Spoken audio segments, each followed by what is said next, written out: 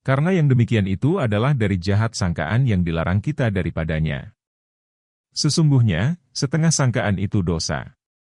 Ali berkata, janganlah banyak cemburu kepada istrimu, maka cemburu itu membawa kepada tuduhan jahat dari karena engkau. Adapun cemburu pada tempatnya, maka tidak boleh tidak. Yaitu, cemburu yang terpuji. Rasulullah bersabda, sesungguhnya Allah Ta'ala itu cemburu dan orang mukmin itu cemburu. Dan cemburunya Allah Ta'ala ialah diperbuat oleh seseorang akan apa yang diharamkan kepadanya. Nabi bersabda, adakah kamu merasa heran dari kecemburuan Sa'id? Aku, demi Allah, lebih cemburu daripadanya dan Allah lebih cemburu daripadaku. Dan karena cemburunya Allah Ta'ala, maka diharamkannya segala yang keji, yang zahir dan yang batin. Dan tak ada yang lebih suka memberi kemaafan, selain daripada Allah. Dan karena itulah diutuskannya, penyampai kabar takut dan kabar gembira, Al-Munzirin dan Al-Mubasishirin. Dan tak ada yang lebih suka kepada pujian, selain daripada Allah. Dan karena itulah, dijanjikannya sorga. Rasulullah bersabda, aku lihat pada malam aku berisra, di dalam sorga suatu istana dan di halaman istana itu seorang bidadari. Lalu aku bertanya, untuk siapa istana ini? Maka dijawab, untuk Umar. Lalu aku ingin melihatnya, tetapi aku teringat akan kecemburuanmu, wahai Umar. Maka menangislah Umar, seraya berkata, adakah aku akan cemburu terhadapmu, wahai Rasulullah?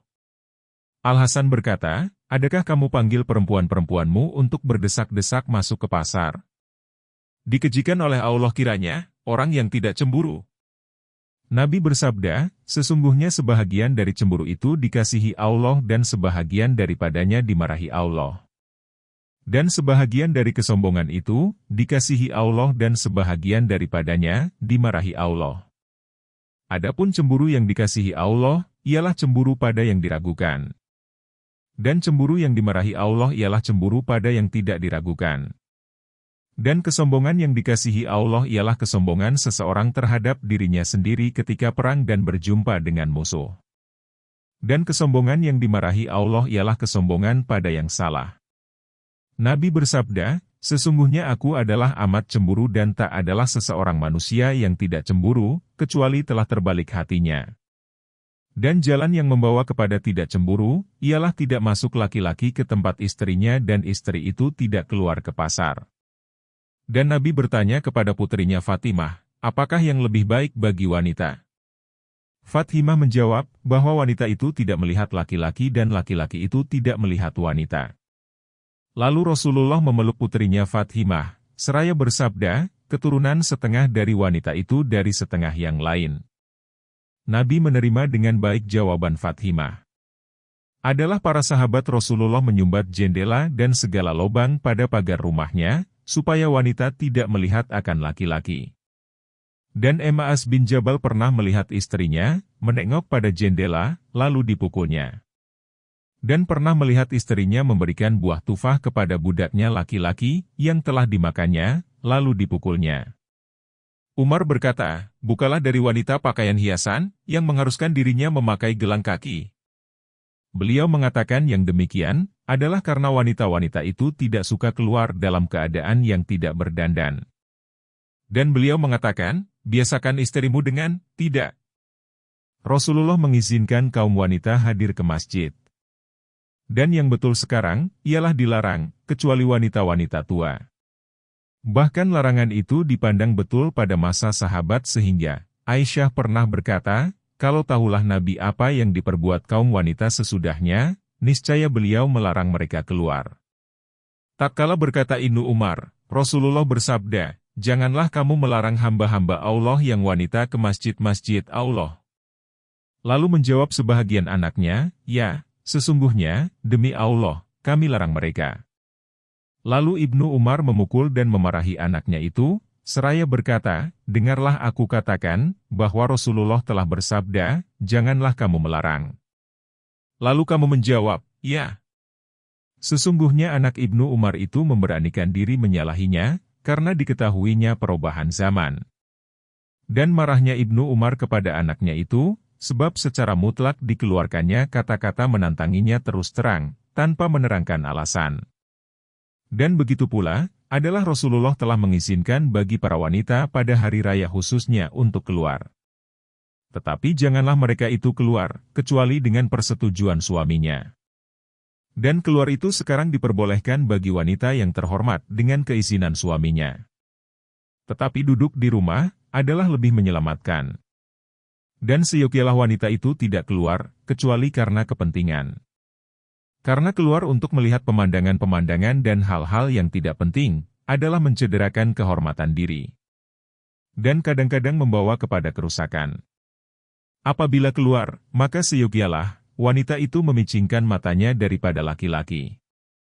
Dan tidaklah kami mengatakan bahwa muka laki-laki terhadap wanita itu aurat, seperti muka wanita terhadap laki-laki. Tetapi muka laki-laki itu adalah seperti muka anak kecil yang muda belia terhadap laki-laki. Maka haramlah memandangnya ketika ditakuti fitnah saja. Kalau tidak ada fitnah, maka tidak haram, karena senantiasalah laki-laki itu sepanjang zaman terbuka muka. Dan wanita itu keluar dengan memakai kudung. Dan kalau adalah muka laki-laki itu aurat terhadap wanita, niscaya mereka disuruh memakai kudung atau wanita itu dilarang keluar, kecuali sangat penting, darurah. Adab ke-6, kesederhanaan pada perbelanjaan. Maka tiada seyogialah dipersempit perbelanjaan kepada wanita dan diperlebih-lebihkan, tetapi seyogialah disederhanakan. Allah Ta'ala berfirman, dan makan dan minumlah dan janganlah berlebih-lebihan, melampaui batas. Surat 7 Al-Ra'af ayat 31. Dan Allah Ta'ala berfirman, dan janganlah engkau jadikan tangan engkau terbelenggu ke kuduk dan jangan, pula, engkau kembangkan seluas-luasnya. Surat 17 Al-Isra, ayat 29. Dan Rasulullah bersabda, yang terbaik dari kamu, ialah yang terbaik kepada istrinya. Dan Nabi bersabda, sedinar engkau belanjakan pada jalan Allah, fisabilillah, sedinar engkau belanjakan memerdekakan budak dan sedinar engkau bersedekah kepada orang miskin dan sedinar engkau belanjakan kepada istri engkau, maka yang terbesar pahalanya ialah yang engkau belanjakan kepada istri engkau. Ada ulama yang mengatakan bahwa Ali mempunyai 4 orang istri. Maka dibelinya untuk masing-masing istri itu pada tiap-tiap 4 hari daging sedirham. Dan Al-Hasan berkata, adalah orang-orang dahulu tentang urusan tempat istri, bersikap lapang. Dan tentang perabot rumah dan pakaian, bersikap tidak lapang. Ibnu Sirin berkata, disunatkan bagi laki-laki membuat bagi istrinya pada tiap-tiap minggu makanan yang manis.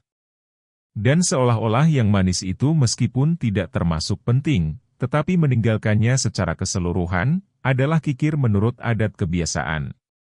Dan seyogialah bagi suami menyuruh istrinya bersedekah dengan sisa makanan dan makanan yang akan rusak, kalau ditinggalkan. Maka inilah sekurang-kurang derajat kebajikan. Dan bagi wanita boleh memperbuat demikian menurut keadaan, tanpa keizinan yang tegas dari suaminya. Dan tiada seyogialah bagi suami, tiada memberikan kepada istrinya makanan yang bagus. Lalu ia tidak memberikan mereka makanan itu daripadanya. Karena yang demikian itu, menyesakkan dada dan menjauhkan dari pergaulan dengan hal-hal yang baik. Kalau ia bersikap demikian, maka hendaklah dimakannya dengan tersembunyi, di mana istrinya itu tidak mengetahuinya. Dan tiada seyogialah ia menerangkan pada mereka sesuatu makanan, di mana ia tidak bermaksud memberikannya kepada mereka. Apabila ia makan, maka duduklah seluruh, keluarga yang serumah tangga, yang menjadi tanggungannya, pada hidangannya. Sufyan berkata, sampai kepada kami riwayat, bahwa Allah dan para malaikatnya menurunkan rahmat kepada ahli bait, keluarga serumah atau isi rumah, yang makan bersama-sama. Yang paling penting daripada apa yang harus diperhatikan pada perbelanjaan itu, ialah memberi makan istri dari yang halal. Dan tidaklah memasukkan pemasukan-pemasukan yang buruk kepada istri. Karena yang demikian itu adalah penganiayaan terhadap istri, bukan pemeliharaan.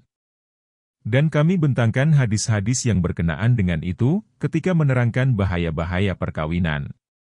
Adab ke-7, bahwa yang kawin itu hendaklah mempelajari pengetahuan tentang haid, mens, dan hukum-hukumnya, apa yang wajib dijaga daripadanya. Dan mengajarkan istrinya segala hukum solat dan apa yang dikodokan dan yang tidak dikodokan daripadanya pada haid. Karena Allah Ta'ala menyuruh memeliharakan istri dari api neraka, dengan firman-Nya yang maha tinggi, peliharalah dirimu dan kaum keluargamu dari api neraka.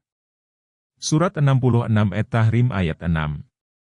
Maka haruslah suami mengajari istrinya tentang keyakinan agama Ahlus Sunnah dan menghilangkan dari hatinya tiap-tiap bid'ah yang diada-adakan, kalau istri telah tertarik perhatiannya kepada yang diada-adakan. Dan menakutinya akan Allah, kalau ia menganggap enteng tentang urusan agama. Dan mengajarinya segala hukum haid dan istihadah melebihi batas haid, sekedar yang memerlukan kepadanya. Dan pengetahuan mengenai istihadah itu panjang. Adapun yang tidak boleh tidak diberi petunjuk wanita tentang urusan haid, ialah menerangkan solat-solat yang akan dikodokannya. Karena manakala putus darahnya sebelum masuk waktu maghrib sekedar serakaat, maka haruslah ia mengkodokan duhur dan asyar. Apabila putus darahnya sebelum waktu syubuh sekedar serakaat, maka haruslah ia mengkodokan maghrib dan isya. Dan inilah sekurang-kurangnya yang harus diperhatikan oleh kaum wanita. Kalau laki-laki itu bangun mengajarinya, maka tidaklah istri itu keluar bertanya kepada orang yang tahu, ulama. Kalau pengetahuan laki-laki itu singkat, tetapi ia menggantikan istrinya untuk bertanya. Kemudian diterangkannya kepada istrinya akan jawaban dari orang yang dimintanya fatwa. Maka tidaklah istri itu keluar. Maka kalau tidaklah yang demikian, niscaya bolehlah bagi istri keluar untuk bertanya, bahwa wajib atas istri yang demikian itu. Dan berdosalah suami melarangnya. Manakala istri telah mempelajari yang termasuk fardu wajib, maka tidaklah boleh ia keluar ke tempat berzikir dan ke tempat mempelajari yang tidak penting, kecuali dengan seizin suami. Manakala si istri melengahkan salah satu dari hukum haid dan istihadah dan tidak diajarkan oleh si suami, niscaya jadilah laki-laki bersama istrinya itu sama-sama bersekutu pada kedosaan. Adab ke-8, apabila laki-laki itu mempunyai beberapa orang istri, maka seyogialah ia berlaku adil di antara mereka. Dan tidaklah ia condong kepada sebahagiannya. Kalau ia keluar untuk berjalan jauh, bermusafir, dan bermaksud membawa salah seorang, niscaya dilotrekan, dikurahkan, di antara istri-istri itu. Karena begitulah diperbuat oleh Rasulullah. Kalau ia berbuat zalim terhadap seorang istri dengan malamnya, tidak ia bermalam pada istri yang mempunyai giliran malam itu, niscaya ia mengkodokan hak istri itu. Sesungguhnya kodo itu wajib atasnya. Dan pada ketika itu, berhajatlah ia mengetahui hukum pembahagian waktu pulang kepada istri-istri. Dan yang demikian itu, panjang penjelasannya. Dan Rasulullah bersabda, barang siapa mempunyai 2 orang istri, lalu ia condong kepada seorang, tidak kepada yang lain, dan menurut bunyi yang lain dari hadis, ia tidak berlaku adil di antara kedua istri itu, niscaya datanglah ia pada hari kiamat dan satu dari 2 belahan badannya itu condong, mereng. Sesungguhnya ia harus berlaku adil, pada pemberian dan bermalam. Adapun mengenai kasih sayang dan bersetubuh, maka yang demikian itu, tidaklah termasuk di bawah pilihannya. Allah Ta'ala berfirman, dan kamu tidak akan sanggup berlaku adil antara istri-istrimu, walaupun kamu sangat ingin berbuat begitu. Surat 4 An-Nisa, ayat 129. Artinya, kamu tidak akan dapat berlaku adil tentang kerinduan hati dan kecondongan jiwa. Dan diikuti akan yang demikian, oleh berlebih kurang tentang bersetubuh. Adalah Rasulullah berlaku adil di antara semua istrinya tentang pemberian dan bermalam dalam segala malam, seraya beliau berdoa, wahai Allah Tuhanku. Inilah tenagaku pada apa yang aku miliki dan tak adalah tenagaku pada apa yang engkau miliki dan aku tidak memilikinya, yakni, kasih sayang. Dan adalah, Aisyah yang paling dikasihi di antara istri-istrinya dan istri-istrinya yang lain mengetahui yang demikian. Dan adalah Rasulullah dibawa berkeliling dengan dipikul pada waktu sakitnya tiap-tiap hari dan tiap-tiap malam. Maka beliau bermalam pada masing-masing dari istrinya itu, sambil beliau bertanya, kemanakah aku besok? Lalu dapatlah dipahami akan pertanyaan itu oleh seorang dari istri-istrinya, maka ia berkata, Sesungguhnya Rasulullah bertanya dari hari yang menjadi bahagian, Aisyah. Lalu kami semua berkata, wahai Rasulullah, telah kami izinkan engkau supaya di rumah, Aisyah saja, karena sukarlah bagimu dibawa pada tiap-tiap malam. Maka Rasulullah menjawab, sudah relakah engkau semuanya dengan yang demikian? Lalu mereka menjawab, ya, sudah. Maka Rasulullah menyambung, putarkanlah aku ke rumah, Aisyah. Manakala seorang dari istri-istri itu memberikan malam bahagiannya kepada temannya, istri yang lain dari suami itu, dan suami menyetujui yang demikian, maka menjadilah hak bagi istri yang diberikan. Adalah Rasulullah membagikan waktu pulang di antara istri-istrinya. Maka beliau bermaksud menceraikan Saudah binti Zam'ah, karena ia telah berusia lanjut. Lalu Saudah memberikan malamnya kepada Aisyah dan bermohon pada Rasulullah supaya menetapkannya dalam keisterian sehingga ia dibangkitkan pada hari kiamat, dalam kumpulan istrinya. Lalu Nabi menetapkan dia selaku istri dan tidak membagi pulang kepadanya. Dan Nabi membagi pulang kepada Aisyah 2 malam dan kepada istri-istrinya yang lain semalam-semalam. Tetapi Nabi karena bagus keadilan dan kekuatannya, apabila merindui kepada salah seorang dari istrinya pada bukan gilirannya, lalu beliau setubuhi dia dan beliau berkeliling pada siang atau malamnya kepada istri-istrinya yang lain. Maka dari yang demikian itulah, apa yang diriwayatkan dari Aisyah bahwa Rasulullah berkeliling kepada istri-istrinya dalam satu malam. Dari Anas, bahwa Nabi berkeliling kepada 9 istrinya pada waktu duha suatu hari. Adab ke-9, tentang durhaka kepada suami, nusyuz. Manakala terjadi perselisihan di antara suami istri dan tidak terperbaiki sendiri urusan kedua suami istri itu, maka dalam hal ini, kalau perselisihan itu timbul sama-sama dari kedua belah pihak atau dari pihak laki-laki saja, maka janganlah dipaksakan istri untuk suaminya. Dan suami itu sendiri tidak mampu memperbaiki istrinya. Lalu haruslah ada 2 orang pengetengah, 2 hakam, seorang dari keluarga suami dan seorang dari keluarga istri. Supaya keduanya memperhatikan dan memperbaiki antara kedua suami istri itu. Kalau keduanya berkehendak kepada perbaikan, niscaya dianugerahkan taufik oleh Allah di antara keduanya. Dan Umar telah mengutus seorang hakam kepada kedua suami istri, maka hakam itu kembali dan tidak dapat memperbaiki keduanya. Maka meninggilah pada Umar niat berbuat kebajikan, seraya beliau berkata, sesungguhnya Allah Ta'ala berfirman, jika keduanya ingin mencari perbaikan, niscaya Allah akan memberikan taufik, menyatukan pikiran, antara keduanya. Surat 4 An-Nisa, ayat 35. Lalu laki-laki yang menjadi hakam itu kembali, membaikkan niatnya dan bersikap lemah lembut dengan kedua suami istri itu. Maka dapatlah ia mengadakan perbaikan, islah, di antara keduanya. Adapun apabila nusyuz itu dari pihak wanita saja, maka dalam hal ini, laki-laki itu adalah pemimpin kaum wanita. Maka bolehlah ia mengajarinya dan membawanya secara paksaan kepada kepatuhan, taat kepada suami. Begitu pula, apabila istrinya itu meninggalkan sholat, maka bolehlah ia secara paksaan membawa istrinya kepada sholat. Tetapi siokialah dengan cara berangsur-angsur mengajarinya. Yaitu, pertama-tama didahulukan dengan nasihat, gertak dan pertakut. Kalau tidak berhasil, maka suami itu memalingkan belakangnya kepada si istri pada tempat tidur. Atau ia menyendiri tidur, tanpa bersama-sama si istri dan tidak bercakap-cakap dengan si istri, sedang si suami itu bersama istrinya dalam rumah dari 1 malam sampai 3 malam. Kalau ia tidak berhasil juga, maka suami boleh memukulnya dengan pukulan yang tidak melukakan, kira-kira menyakitkan dan tidak memecahkan tulangnya. Tidak mendarahkan tubuhnya dan tidak memukul mukanya. Yang demikian itu, adalah dilarang. Ditanyakan Rasulullah, apakah hak istri di atas suami? Rasulullah menjawab, memberinya makan, apabila ia makan, memberinya pakaian, apabila ia berpakaian, tidak memburukkan mukanya, tidak memukul, kecuali pukulan yang tidak melukakan dan tidak meninggalkannya tidak bercakap-cakap, selain di rumah. Suami boleh memarahi istri dan meninggalkannya tidak bercakap-cakap, mengenai suatu urusan agama, sampai 10, sampai kepada 20 hari dan sampai kepada sebulan. Rasulullah telah berbuat demikian, ketika beliau mengirimkan hadiah kepada Zainab, lalu ditolaknya. Maka berkatalah istri Nabi di mana beliau berada di rumahnya, "Sungguh, Zainab telah menghinakan engkau, karena ditolaknya hadiah engkau." Artinya, memandang hina dan melecehkan engkau.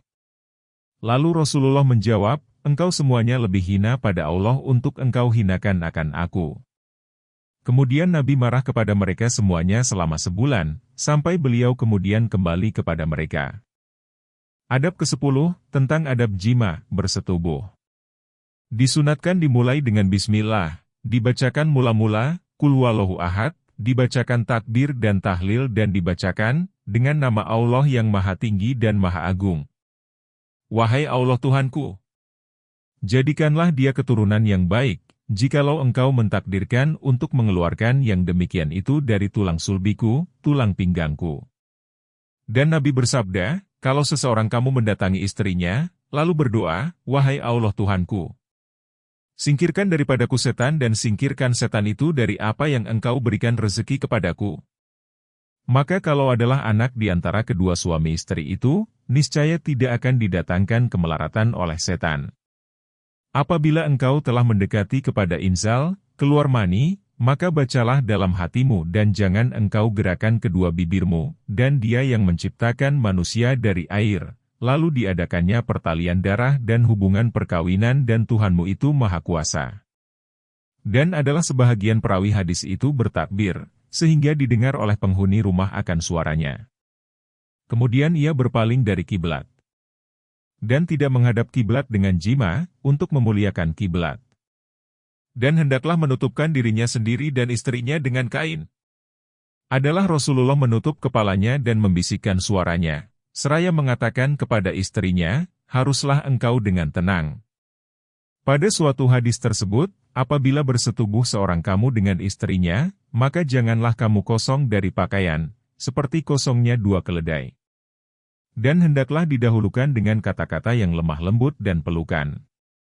Nabi bersabda, janganlah bersetubuh seorang kamu dengan istrinya, seperti bersetubuhnya hewan dan hendaklah ada di antara keduanya, utusan. Lalu orang menanyakan, apakah utusan itu, wahai Rasulullah? Beliau menjawab, berpeluk dan berkata-kata. Nabi bersabda, 3 perkara kelemahan pada laki-laki, yaitu, menjumpai orang, di mana ia ingin mengenalnya. Lalu berpisah, sebelum mengetahui namanya dan keturunannya. Kedua, ia dimuliakan oleh seseorang, lalu ditolaknya kemuliaan itu. Dan ketiga, laki-laki itu mendekatkan budak wanitanya atau istrinya, lalu terus bersetubuh sebelum bercakap-cakap, berjinak-jinakan hati dan tidur bersama-sama dengan dia. Maka laki-laki itu tercapai hajatnya dari budak wanita dan istrinya tadi, sebelum wanita dan istrinya itu tercapai hajatnya daripadanya. Dimakruhkan bersetubuh pada 3 malam, dari permulaan bulan, penghabisan dan pertengahan bulan, di mana dikatakan, bahwa setan menghadiri persetubuhan pada malam-malam tersebut. Dan dikatakan, bahwa setan-setan itu turut sama-sama bersetubuh pada malam-malam tadi. Diriwayatkan makruh yang demikian itu, dari Ali, Muawiyah dan Abi Hurairah. Sebahagian ulama memandang sunat bersetubuh pada siang Jumat dan malamnya, sebagai penguatan dari salah satu dari 2 penafsiran dari sabda Nabi, diberi rahmat oleh Allah akan orang yang membawa keluarganya untuk mandi dan ia sendiri mandi, sampai akhir hadis. Kemudian, apabila si suami telah terlaksana hajatnya, telah keluar maninya, maka hendaklah ia menunggu untuk hajat istrinya, sehingga si istri juga terlaksana hajatnya. Karena inzalnya si istri kadang-kadang terkemudian, maka bergoncanglah nafsu syahwatnya. Kemudian duduk, tanpa inzalnya si istri, adalah menyakitkan bagi si istri. Dan berlainan tentang sifat inzal, keluar mani, itu, mewajibkan ketegangan jiwa antara kedua suami istri, manakala si suami itu terdahulu inzal dari istrinya. Dan bersesuaian waktu inzal, adalah lebih mendatangkan kelezatan pada si istri, supaya laki-laki itu bekerja sendiri, di mana si istri kadang-kadang merasa malu. Dan seyogialah suami mendatangi istrinya dalam tiap-tiap 4 malam sekali. Itu, adalah lebih adil, karena bilangan istri itu 4. maka bolehlah dikemudiankan sampai kepada batas tersebut. Ya, sewajarnya lah dilebihkan atau dikurangkan menurut hajat istri untuk pemeliharaan bagi istri. Karena pemeliharaan terhadap istri itu adalah wajib atas suami, walaupun tidak ditetapkan penuntutan dengan bersetubuh. Karena yang demikian itu adalah karena sulitnya penuntutan dan penyempurnaan dengan penuntutan itu. Dan janganlah suami mendatangi istrinya yang sedang haid dan jangan sesudah habis haid dan belum mandi. Karena yang demikian itu adalah diharamkan dengan dalil Al-Quran. Dan ada yang mengatakan bahwa yang demikian itu mempusakai penyakit kusta pada anak. Dan bagi suami, boleh bersenang-senang dengan seluruh tubuh istrinya yang sedang berhaid. Dan jangan mendatanginya pada tempat yang tidak boleh didatangi. Karena diharamkan bersetubuh dengan istri yang berhaid, karena menyakitkan. Dan menyakitkan itu tetap ada pada tempat yang tidak boleh didatangi. Maka itu adalah sangat mengharamkan mendatangi istri yang berhaid. Dan firman Allah Ta'ala, maka usahakanlah perladanganmu, istri-istrimu, itu, bagaimana kamu sukai. Surat 2 Al-Baqarah ayat 223. Artinya, waktu mana saja kamu kehendaki. Bagi suami boleh mengeluarkan maninya dengan kedua tangan istrinya dan bersenang-senang dengan yang di bawah sarung, dengan apa yang disukainya, selain dari jima, bersetubuh. Dan seyogialah wanita itu berkain sarung dari tengah badannya, sampai ke atas lutut pada waktu sedang haid. Ini adalah sebahagian dari adab. Dan suami boleh makan bersama-sama dengan istrinya yang sedang haid dan bercampur pada tempat tidur dan lainnya. Dan tidaklah harus ia menjauhkannya. Apabila si suami itu ingin bersetubuh kali kedua sesudah yang pertama, maka hendaklah pertama-tama membasuh kemaluannya. Dan kalau ia bermimpi, ihtilam, maka janganlah bersetubuh, sebelum membasuh kemaluannya atau membuang air kecil. Dan dimakruhkan bersetubuh pada awal malam, sehingga tidaklah ia tidur, dengan tidak suci. Kalau mau tidur atau makan, maka hendaklah lebih dahulu berwudu, seperti wudu, sholat.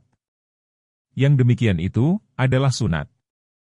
Ibnu Umar berkata, aku bertanya kepada Nabi, adakah tidur seorang dari kita, di mana ia berjunub? Nabi menjawab, ya, apabila telah berwudu. Tetapi telah datang hadis yang memberi keentengan.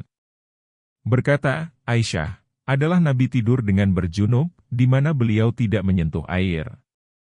Manakala ia kembali kepada tikarnya, maka hendaklah disapunya muka tikarnya atau dikipaskannya.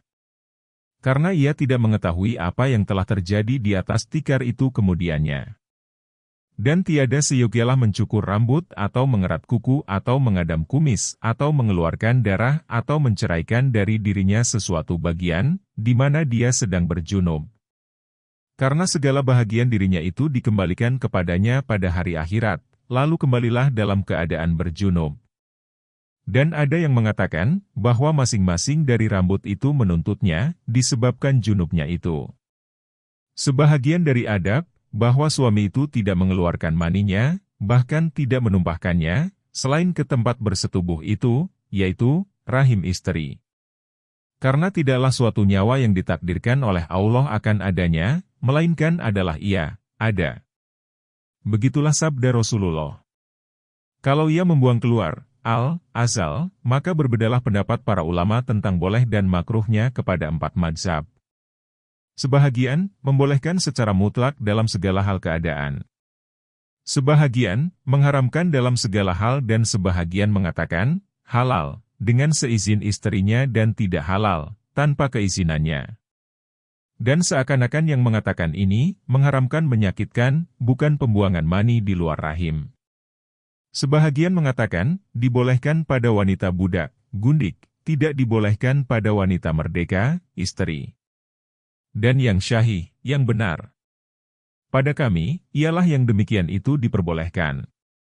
Adapun makruh, maka itu ditujukan karena larangan haram dan larangan demi kebersihan, tanzih, dan karena meninggalkan keutamaan, fadilah. Maka adalah itu dimakruhkan, dengan pengertian yang ketiga. Artinya, padanya itu, meninggalkan keutamaan, sebagaimana dikatakan, dimakruhkan bagi orang yang duduk dalam masjid, duduk dengan kosong, tidak berzikir atau mengerjakan sholat. Dan dimakruhkan bagi orang yang berada di Makkah dan bermukim di situ, kecuali mengerjakan haji tiap-tiap tahun. Dan yang dimaksudkan dengan makruh tersebut di atas, ialah meninggalkan keutamaan dan fadilah saja. Dan ini nyata tegas, karena apa yang telah kami terangkan dari keutamaan mengenai anak. Dan karena apa yang diriwayatkan dari Nabi, bahwa laki-laki itu, sesungguhnya bersetubuh dengan istrinya maka dituliskan baginya dengan persetubuhan itu pahala anak laki-laki yang berperang fisabilillah, lalu ia terbunuh, gugur. Sesungguhnya Nabi, bersabda yang demikian, karena kalaulah orang itu memperoleh anak seperti anak tadi, niscaya adalah baginya pahala, di mana ia menjadi sebab kepada adanya anak tersebut. Sedang Allah Ta'ala adalah yang menjadikan, yang menghidupkan dan yang menguatkannya kepada jihad itu. Dan sebab yang datang daripadanya telah dilaksanakannya yaitu, bersetubuh. Dan yang demikian, adalah ketika menumpahkan mani itu ke dalam rahim wanita. Sesungguhnya, kami katakan, tidaklah makruh itu dengan arti, mengharamkan dan mentanzihkan, membersihkan, adalah karena adanya larangan itu, hanya mungkin dengan nash, dalil yang tegas, atau kias, analogi, kepada yang dalil yang tegas. Dan tak adalah nash, dalil yang tegas, dan pokok yang dikiaskan kepadanya. Tetapi adalah di sini suatu pokok yang dikiaskan kepadanya. Yaitu, meninggalkan perkawinan betul atau meninggalkan bersetubuh sesudah kawin atau meninggalkan inzal, keluar mani, sesudah memasukkan kemaluan ke dalam kemaluan wanita. Semuanya itu, adalah meninggalkan yang lebih utama, meninggalkan yang afdal.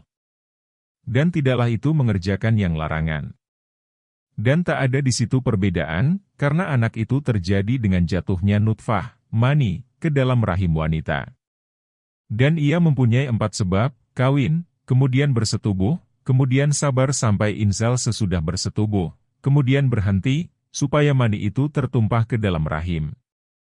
Sebahagian dari sebab-sebab ini, adalah lebih mendekati dari sebahagian yang lain. Maka mencegah dari sebab yang keempat, adalah seperti mencegah dari sebab yang ketiga. Begitu pula mencegah yang ketiga, adalah seperti mencegah sebab yang kedua. Dan mencegah yang kedua, adalah seperti mencegah sebab yang pertama. Dan tidaklah itu seperti, menggugurkan anak dan membunuh anak hidup-hidup. Karena yang demikian itu, adalah penganiayaan terhadap yang ada, yang telah terjadi. Dan yang ada, telah terjadi itu, mempunyai pula beberapa tingkat. Tingkat yang pertama, dari adanya itu, ialah jatuhnya nutfah ke dalam rahim, bercampur dengan air wanita dan bersedia untuk menerima hidup. Dan merusakkan yang demikian itu, adalah penganiayaan. Kalau sudah menjadi darah sekumpal, madghah, dan daging sekumpal, alakah, maka penganiayaan itu menjadi lebih keji lagi. Dan kalau sudah dihembuskan kepadanya nyawa dan telah menjadi makhluk, niscaya bertambahlah kejinya penganiayaan itu. Dan kesudahan kekejian dalam penganiayaan itu, adalah sesudah lahir anak itu dalam keadaan hidup. Sesungguhnya, kami katakan, bahwa permulaan sebab adanya, ialah dari kira-kira jatuhnya mani ke dalam rahim wanita, tidak dari kira-kira keluarnya mani dari pinggang laki-laki, adalah karena anak itu tidak dijadikan dari mani laki-laki sendiri saja, tetapi dari kedua suami istri bersama-sama. Ada kalanya dari air lelaki dan air perempuan atau dari air lelaki dan darah haid. Berkata setengah ahli ilmu uraian tubuh manusia, ahli tasyrih, bahwa darah sekumpal itu dijadikan dengan takdir Allah dari darah haid. Dan darah dari darah sekumpal, madghah, itu, adalah seperti susu dari susu yang kental. Dan nutfah dari laki-laki itu, adalah syarat tentang kekentalan darah haid dan keikatannya, seperti buih susu yang masam. Karena dengan buih yang masam itu, menebaloh susu yang kental. Dan bagaimanapun adanya, maka air wanita itu, adalah sendi pada keikatan. Lalu berlakulah kedua air itu, sebagaimana berlakunya ijab dan kabul mengenai adanya hukum dalam segala akad, ikatan perjanjian.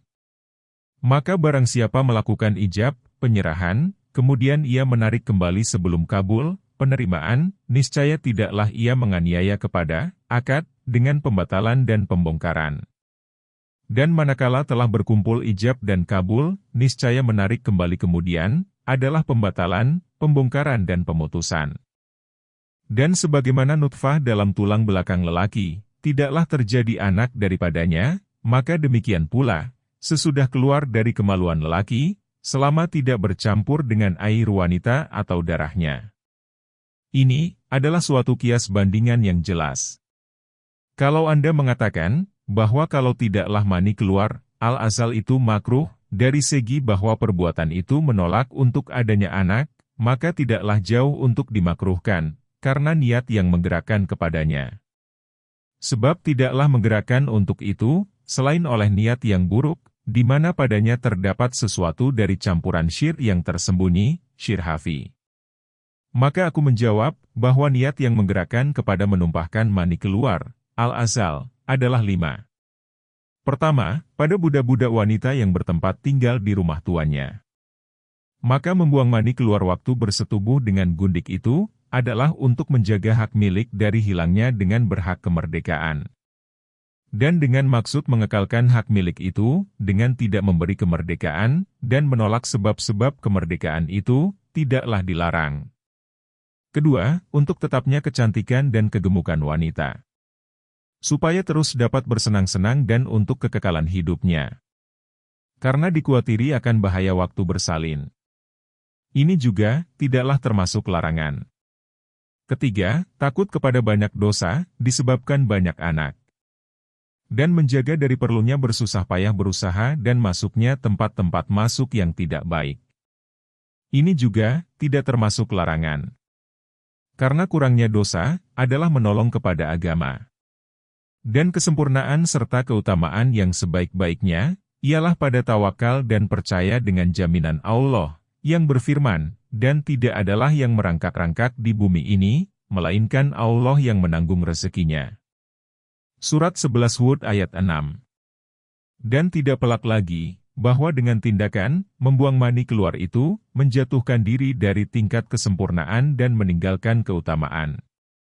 Tetapi memandang kepada akibat dan menjaga harta serta menyimpannya, walaupun bertentangan dengan tawakal, tidaklah kami akan mengatakan, bahwa tindakan itu termasuk larangan. Keempat, takut kepada anak-anak perempuan. Karena berkeyakinan, pada mengawinkannya terdapat malu, sebagaimana terdapat pada adat orang Arab, di mana mereka membunuh anak perempuan. Ini adalah niat yang buruk. Jikalau ditinggalkannya kawin atau bersetubuh disebabkan oleh niat tadi, niscaya berdosalah ia dengan niat itu. Bukan berdosa lantaran meninggalkan kawin dan bersetubuh. Maka begitu pulalah tentang membuang mani keluar, al-azal. Dan kerusakan pada keyakinan akan malu pada sunnah Rasulullah adalah lebih berat lagi. Dan kerusakan itu, adalah dapat diumpamakan, seumpama wanita yang meninggalkan kawin, karena mencegah dari diperintahi laki-laki. Maka adalah wanita itu menyerupai dengan laki-laki. Dan tidaklah kemakruhan itu tertuju kepada meninggalkan perkawinan. Kelima, bahwa wanita itu menolak kawin, karena sangat dipentingkannya kebersihan dan menjaga dari keguguran, nifas dan penyusuan anak. Dan adalah yang demikian itu, adat kebiasaan wanita kaum Khawarij, suatu golongan yang tidak mau mengikuti dan keluar dari ketaatan kepada pemerintah. Hal itu terjadi pada masa pemerintahan Ali bin Abi Thalib, karena bersangatannya mereka memakai air, sehingga adalah mereka menkodokan solat-solat di hari-hari haid. Dan mereka tidak masuk ke kakus, melainkan dengan keadaan telanjang. Maka ini adalah bid'ah, yang diada-adakan, yang menyalahi sunnah. Dan itu adalah niat yang merusak. Salah seorang dari wanita mereka itu meminta keizinan, Aisyah tatkala ia datang ke Basrah. Maka, Aisyah tidak mengizinkannya. Tujuan itulah yang buruk, bukan pencegahan beranak. Kalau Anda berkata, bahwa Nabi telah bersabda, barang siapa meninggalkan kawin, karena takut berat tanggungan, maka tidaklah ia daripada kami. 3 kali Nabi bersabda yang demikian. Maka aku jawab, bahwa mengeluarkan mani itu, al-azal, adalah seperti meninggalkan kawin. Dan sabdanya, tidaklah ia daripada kami, artinya, tidaklah ia menyetujui kami di atas sunnah kami dan jalan kami. Dan sunnah kami itu, ialah berbuat yang lebih utama. Kalau Anda berkata, bahwa Nabi telah bersabda, mengenai mengeluarkan mani, itu, adalah penguburan anak hidup-hidup yang tersembunyi, Al-Wadul Hafi, lalu Nabi membaca ayat, dan ketika ditanyai anak perempuan yang dikuburkan hidup-hidup. Surat 81 At-Takwir ayat 8. Dan hadis ini tersebut dalam hadis yang syahih. Maka aku menjawab, bahwa dalam syahih juga, terdapat beberapa hadis yang syahih tentang pembolehan itu. Dan mengenai sabdanya, penguburan anak hidup-hidup yang tersembunyi, adalah seperti sabdanya, syirik yang tersembunyi. Dan itu adalah mewajibkan kemakruhan, tidak pengharaman.